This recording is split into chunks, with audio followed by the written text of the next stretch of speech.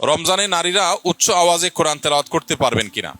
নারী হোক আর পুরুষ হোক, কোরআনে কারিমের তেলাওয়াতের মধ্যে নীরবে তেলাওয়াত করতে পারেন, আবার কিছুটা মৃদু কণ্ঠের মৃদু আওয়াজে তেলাওয়াতও করতে পারেন। বিশেষ করে বাসা বাড়িতে একটু মৃদু কণ্ঠের আওয়াজে তেলাওয়াত করাই ভালো। শয়তানকে বিতাড়িত করবার প্রয়োজনে বিশেষ করে একটু উচ্চ স্বরে, একটু সরবে কোরআন তেলাওয়াত করা গুরুত্বপূর্ণ।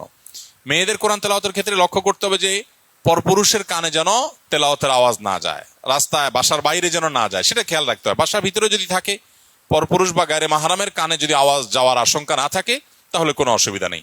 বাসায় বসে সেরকম তেলাওয়াত মা বোনরা করতে পারবেন এবং সবসময় তাদের একেবারে নীরবেই করতে হবে এমন কোনো বাধ্যবাধকতা নাই, বরং কিছুটা সরবে করতে পারেন। বিশেষ করে পরিবারের অন্যান্য সদস্যদেরকে কোরআন তেলাওয়াতে উদ্বুদ্ধ করার জন্য যদি একটু আওয়াজ দিয়ে পড়েন, তাতে কোনো অসুবিধা নাই, বরং অনেক ক্ষেত্রে এটা ভালো সন্তানদেরকে অভ্যস্ত করার জন্য। এবং বিশেষ করে আজকাল তো একটু সরবে আওয়াজ কোরআন তেলাওয়াত, এটা বাসাবাড়ি থেকে আমাদের বিভিন্ন জায়গা থেকে এটা উঠে গেছে, এটা করা দরকার। হ্যাঁ, মসজিদে যখন আপনি তেলাওয়াত করবেন বা এমন জায়গায় তেলাওয়াত করবেন যেখানে আরো অনেক মানুষ আছে, সেখানে জোরে তেলাওয়াত করলে অন্যদের ডিস্টার্ব হবে, সেখানে অন্যের ডিস্টার্ব যেন না হয় সেভাবে আপনাকে তেলাওয়াত করতে হবে।